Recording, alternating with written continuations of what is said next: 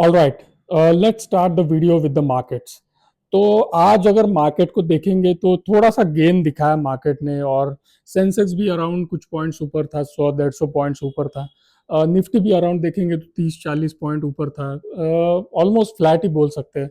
और अगर मुझे लगता है, अगर हम देखेंगे मार्केट में तो एक कोई क्लियर डायरेक्शन नहीं है, एंड काफ़ी हद तक मार्केट्स रेंज बाउंड ही है। और उसका रीज़न जो है बहुत ही सिंपल है। मुझे लगता है प्रॉफिट बुकिंग थोड़ी सी हो रही है, एंड वैल्यूएशंस भी अगर हम देखेंगे तो काफ़ी हद तक ऊपर ही है। तो मुझे लगता है मार्केट नेट नेट अगर देखेंगे तो एक डायरेक्शन के लिए वेट कर रहा है, क्यू के लिए वेट कर रहा है, और रेंज बाउंड है। यूएस में मुझे लगता है इन्फ्लेशन डेटा भी है जो आज रात में मुझे लगता है आएगा, और उसमें थोड़ा सा इन्फ्लेशन ऊपर होना चाहिए मेरे हिसाब से, क्योंकि यूएस में अब टैरिफ्स लग चुके हैं। तो मुझे लगता है थोड़ा सा अपटिक देखने मिल सकता है।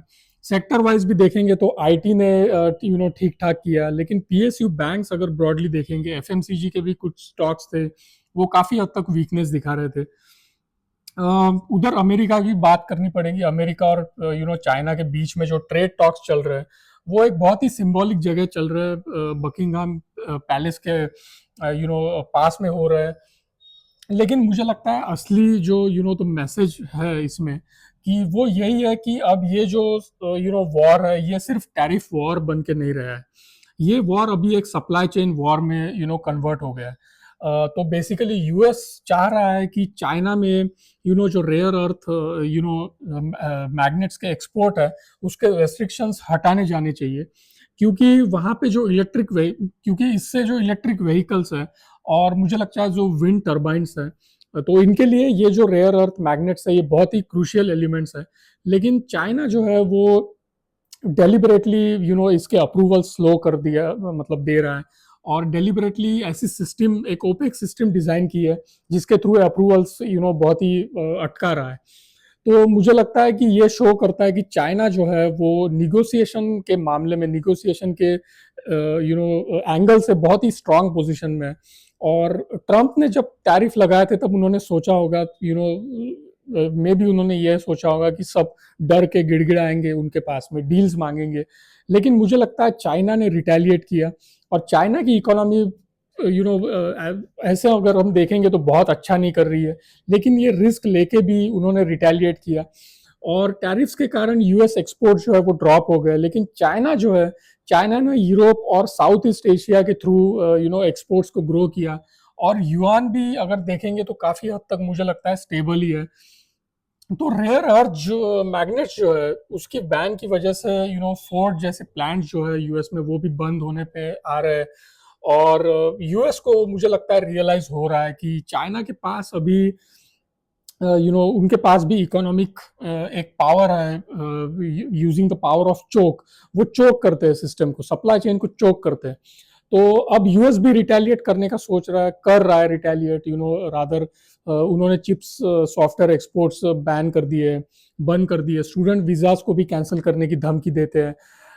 मुझे लगता है, और चाइना के पास एयर क्राफ्ट इंडस्ट्री जो है, उसके लिए जो इनपुट्स थे, वो भी स्टॉप कर रहे थे। लेकिन ये सब दिखाता है कि मुझे लगता है दोनों एक दूसरे को बस स्क्वीज करने के ऊपर लगे हुए हैं। नेट नेट अगर हम देखेंगे, फाइनल रियलिटी अगर हम देखेंगे तो यही है कि यूएस जो है वो चाइना को हरा नहीं सकता है, और ना चाइना है जो यूएस को हरा सकता है। मुझे लगता है दोनों की इकोनॉमीज जो है वो काफी हद तक, एंड दोनों की क्या, आज की दुनिया में सारी इकोनॉमीज मुझे लगता है काफी हद तक इंटरडिपेंडेंट है। एंड मुझे लगता है कि अभी एक कोल्ड वॉर टाइप सिचुएशन बन गई है, जो कि एस्केलेट होती है, and economic rivalry type situation बन चुकी है, जिसमें सप्लाई चेन्स जो है, वो सप्लाई चेन्स ही नया वेपन बन चुके हैं।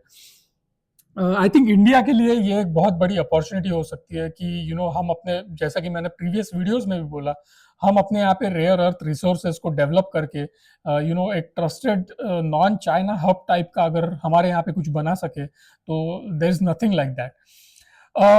टैरिफ्स की भी 2 मिनट बात करते हैं। 7 दिन की बैठक चली, इंटेंस बैठक चली, और उसके बाद भी यूएस इंडिया की जो एफटीए थी, ट्रेड डील थी, उसमें कुछ खास हुआ नहीं। अभी भी अगर हम यूएस को देखेंगे, यूएस चाह रहा है कि इंडिया फार्म प्रोडक्ट्स जो है, जो हमारे खेत के प्रोडक्ट्स है उसके ऊपर ड्यूटी कम करे। लेकिन हम हमारे यहाँ पे बोल रहे हैं कि हमारे किसान की भी कोई वैल्यू करो, हमारे किसान भी वैल्यूएबल है एंड ऑफ कोर्स है, एंड ये सही भी है क्योंकि कहीं ना कहीं आज अगर दाल राइस व्हीट पे अगर हमने ड्यूटी हटा दी फॉर एग्जांपल, और कल ग्लोबली मंदी हो गई, तो हमारे यहाँ के फार्मर्स का क्या होगा और वो क्या करेंगे। साथ ही मुझे लगता है ट्रंप ने तो 26% रेसिप्रोकल टैरिफ लगाए थे, उसका डेडलाइन भी जुलाई 9 तक ही है, जैसा कि मैंने प्रीवियसली भी बोला था।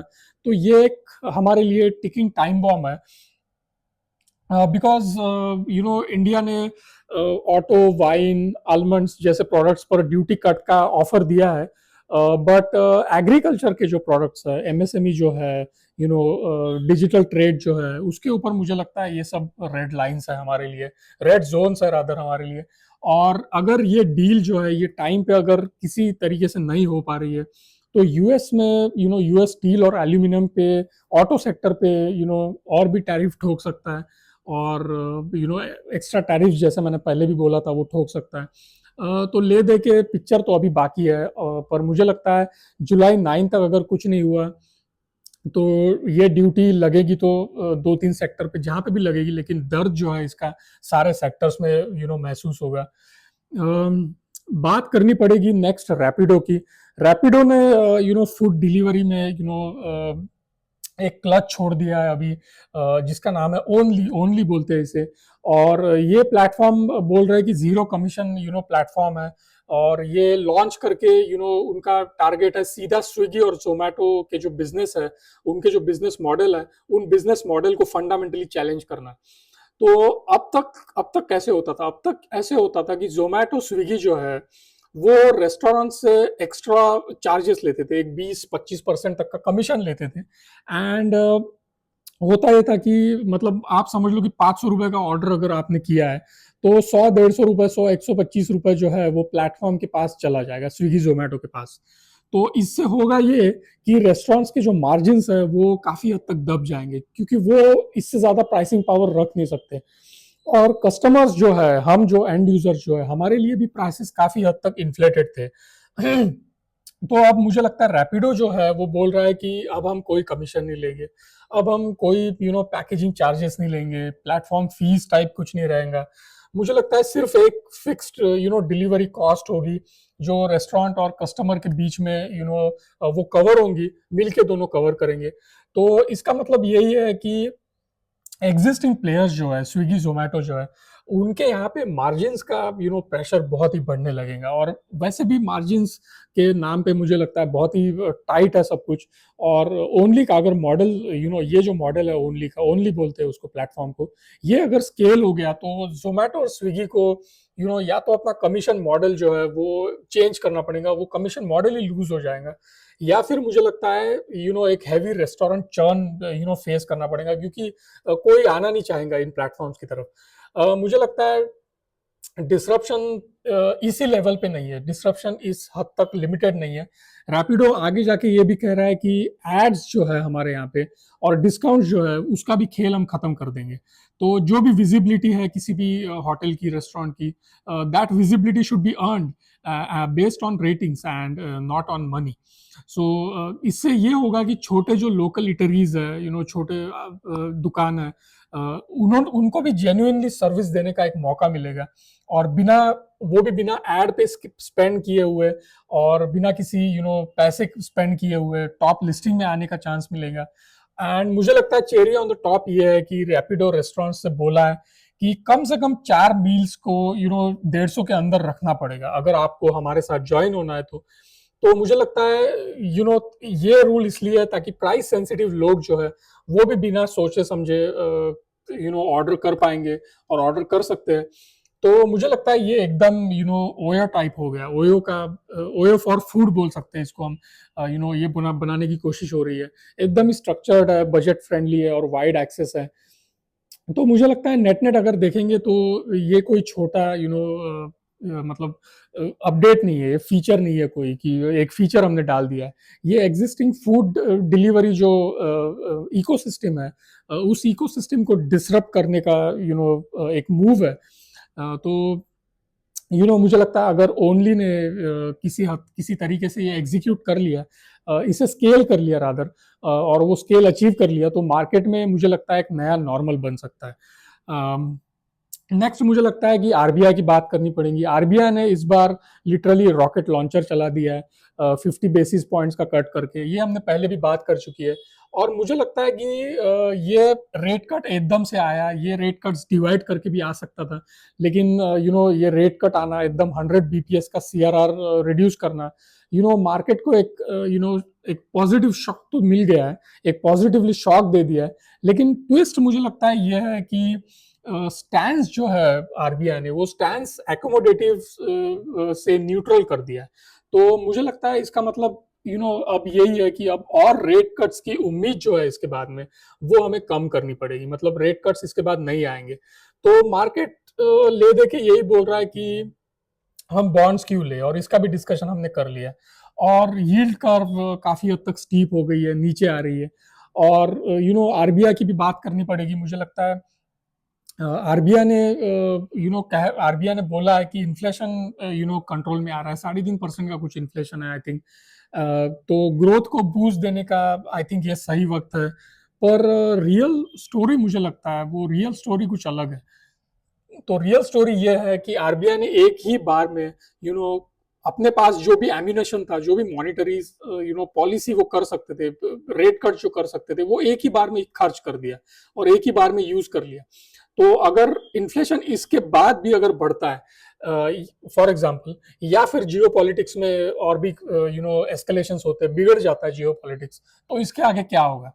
तो ये एक्शन जो है, ये रेट कट जो हुआ है, ये शॉर्ट टर्म में मॉर्गेज लैंडिंग जो है और लिक्विडिटी जो है उसको तो बढ़ा देगा, लेकिन कॉर्पोरेट इन्वेस्टमेंट जो है वो आई थिंक अभी भी रिलैक्स कर रहा है। उन्हें कोई जल्दी नहीं है इन्वेस्टमेंट इन्वेस्ट करने के लिए। तो अगर ये रिस्की मूव है, लेकिन अगर ये रिस्की मूव काम कर गया, तो मुझे लगता है ग्रोथ 7.5% के आसपास अगर आ सकती है, और आ गई, 7% के आसपास भी आ गई बिना इन्फ्लेशन के, वो भी इन्फ्लेशन स्पाइक नहीं किया, सिर्फ ग्रोथ हुई, तो फिर सेंट्रल बैंकर्स जो है उनको भी सोचना पड़ेगा आई थिंक कि एंड हमें भी रादर सोचना पड़ेगा कि सेफ खेलना ही हमेशा is not the best strategy. You know sometimes we got to do what we have to do. पर अगर ये नहीं चलता है, तो मुझे लगता है आरबीआई के पास फ्यूचर में टाइटनिंग करने के लिए मुझे लगता है बहुत ही कम टूल्स बचेंगे। तो क्योंकि फ्यूचर में रेट कट्स इस तरीके से नहीं हो पाएंगे। तो आरबीआई ने स्टैंड्स तो न्यूट्रल कर दिया है, लेकिन मार्केट मुझे लगता है ले दे के मूड वाइज अभी भी देखेंगे तो सस्पेंस मोड में है। और मुझे लगता है नेक्स्ट इन्फ्लेशन जो प्रिंट होगा, जो मनी प्रिंटिंग होगा, ये एक तो रैली बना सकता है या तो पैनिक करवा सकता है। It all depends. तो I think let's keep it till now for today. Thank you.